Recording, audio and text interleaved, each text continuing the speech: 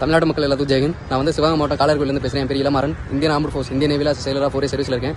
எதுக்கு இந்த video record பண்ணுறேன்னா, நான் வந்து போன வருஷம் 2024 ஜனவரி மாதம் லீவுக்கு போயிருந்தப்போ என்னுடைய அம்மா பார்த்தாங்க. ஒரு 60 வயசுக்கு மேலே இருக்கும். அவங்க வந்து ஒரு மிகவும் கொடூரமான முறையில் கையெல்லாம் வெட்டி அவங்க போட்டு அந்த நகையை திருடுறதுக்காண்டி பேசோடின்ற ஒரு கிராமத்தில் வந்து கொண்டு வந்திருக்காங்க. இது சம்மந்தமாக வந்து போராட்டம் பண்ணால் அக்யூஸ்ட்டை வந்து கைது பண்ணணும்னு சொல்லிட்டு ஆளுலாம் சொன்னாங்க. ஆனால் வந்து நான் வந்து பண்ணல. அன்னைக்கு போலீஸ் மேலோட நம்பிக்கை நண்டி இப்போ வந்து 2025 ஜனவரி ஆச்சு. இதுக்கடையில் ஒரு வருஷம் ஆச்சு. இது சம்மந்தம் எந்த ஒரு நடவடிக்கை எந்த ஒரு அக்யூஸ்மே கைது பண்ணல நம்ம தமிழ்நாடு காவல்துறை, குறிப்பாக நம்ம சிவகங்கை மாவட்ட காவல்துறை.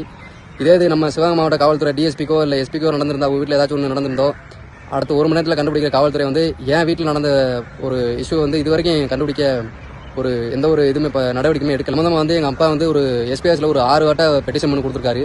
அப்புறம் வந்து கலெக்டர் ஆஃபீஸில் ஒரு மனு கொடுத்துருக்காரு. ஆனால் எந்த ஒரு நடவடிக்கையுமே எடுக்கல.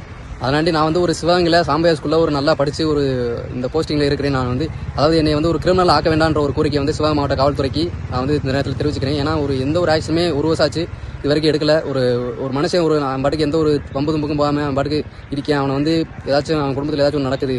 ஆனால் வந்து இப்போ காவல்துறை, நம்ம தமிழ்நாடு காவல்துறை வந்து வேடிக்கை பார்க்குது அப்படின்னா எவ்வளோ கோவம் இருக்குன்னு உங்களுக்கு தெரியும். அதனாண்டி என்னை வந்து ஒரு கிரிமினல் ஆக்க வேண்டாம்னு ஒரு கோரிக்கை தெரிவிச்சுக்கிறேன். அதே மாதிரி இந்த வீடியோ வந்து நம்ம தமிழ்நாடு இராணுவ நலச்சங்கம் மற்றும் நம்ம தமிழ்நாட்டு மக்கள், குறிப்பாக நம்ம சிவகங்கை மாவட்ட மக்கள் வந்து ஒரு சிஎம் நம்ம சீஃப் மினிஸ்டர் மு.க. ஸ்டாலின் அவர்களுக்கு வந்து தெரியப்படுத்தி இதுக்கு வந்து ஆக்ஷன் எடுக்கிறதுக்கு நான் வேண்டிக்கிறேன்.